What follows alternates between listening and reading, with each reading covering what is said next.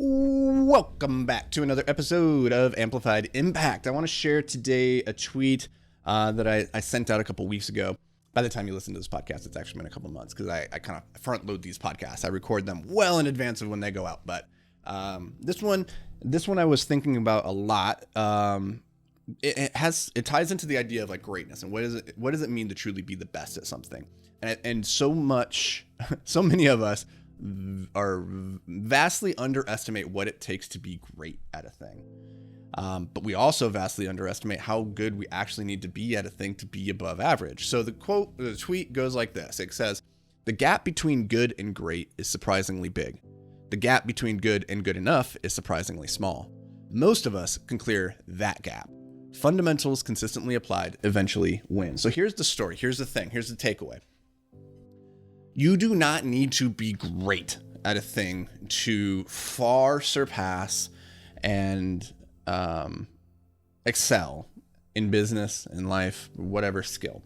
Like, you just need to be good enough. And if you can get to good enough, like good enough is actually very attainable. Like, you really just need to focus on consistency, foundational skills, and like just showing up and applying those skills on a long enough time frame. So it's like consistency plus a modicum of skill plus time will get you to good enough. And good enough is, I'm telling you, it's surprising, but it is, as the name would imply, enough to help you vastly surpass the competition, mostly. Not every time. Like, again, you're not going to be the very best. But here's the thing is that Pareto's principle says, the 80-20 rule that, 20% of inputs account for 80% of the outputs. And in my experience, what I always say is that 80% is good enough, because that last 20% takes as much time as the previous 80%.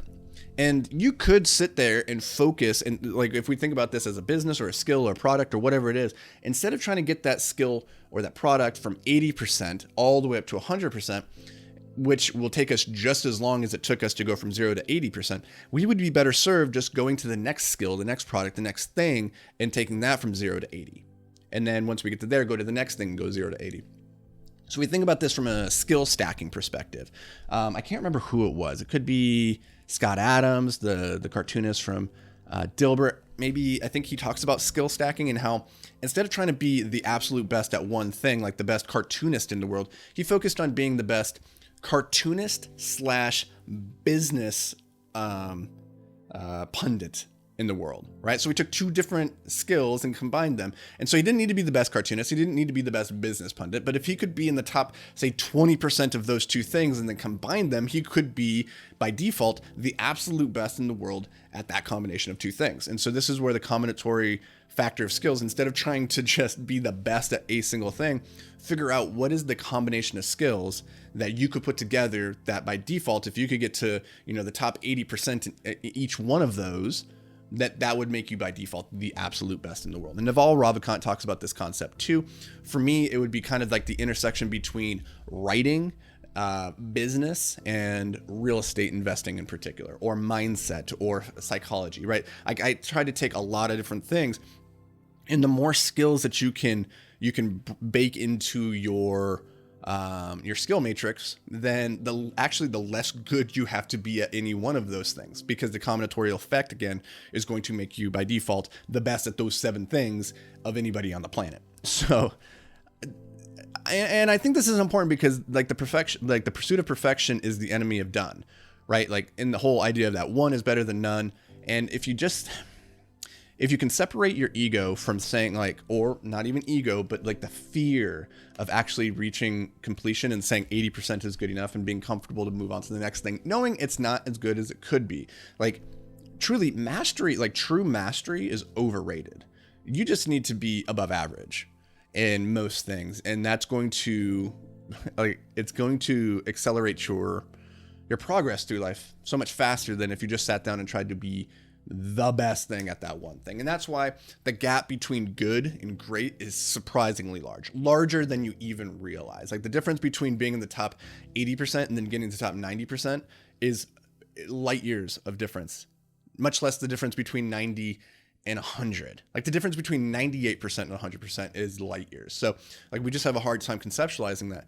But what we don't realize is that the gap between being good and good enough, it's actually really small. It doesn't take all that much effort. And whether it's like copywriting or marketing or product design, like you could become good enough with a surprisingly low allocation of time and energy to the study and development of that skill. Like couple weeks of 20 hours every single week dedicated to your copywriting skills will make you probably good enough. If you just dedicated 2 months of like 10, 15 hours a week at that one skill, you would become so far above average that it would be sufficient for you to be amongst the best, definitely to the 80%. So focus on that and realize that the fundamentals are going to be the things that ultimately win out. So that's my story. I'm sticking to it. Don't try and move me off it. Won't happen. All right. For those that don't know, I'm Anthony Vicino. I'm just a guy. I'm just a guy who built some businesses, wrote some books, bought some real estate. My biggest win is the fact that I turned my ADHD into a superpower, and I make this podcast so that entrepreneurs just like you can, hopefully learn how to hyper focus on the things that matter in life so that you can get the most out of this crazy ballerina ride around the sun. So if you got some value out of this, go drop a review, go leave a like, go subscribe, make sure that you get notified whenever a new podcast goes out, which is every single day. So I expect to see you back here tomorrow. Okay, maybe not. Well, if you do, that'd be great. If not, I forgive you. Anyways, see you guys later.